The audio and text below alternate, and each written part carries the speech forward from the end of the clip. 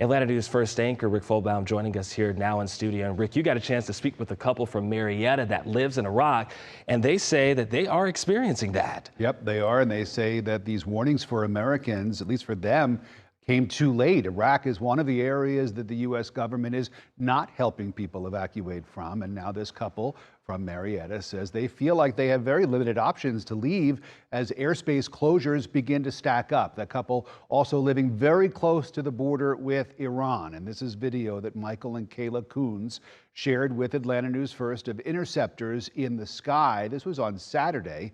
Now, the couple lives in northern Iraq with their two children doing independent humanitarian aid work. Their two young children live with them there. They are being homeschooled there. The family listening to local warnings now to shelter in place. They say they heard explosions and saw drone strikes a little too close for comfort.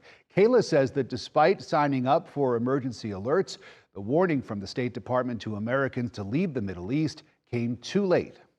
The issue with the warnings that they've sent out were that it happened after the fact. After, like I said, we had no warning from the American government until after the fact, and airspace is closed. And so they're suggesting evacuation via commercial routes, but airspace is closed. There's really no way to get out except via land borders. Right. And we're surrounded by other countries that are at unrest. So for us, we're following the local guidance.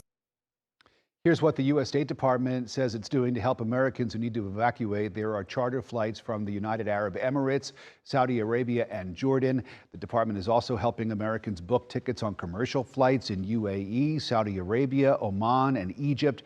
Ground transportation is being increased for Americans who want to leave Israel. For countries without commercial aviation, the department is facilitating travel to other countries that do. So far, according to the State Department, more than 9,000 American citizens have safely returned from the Middle East in recent days.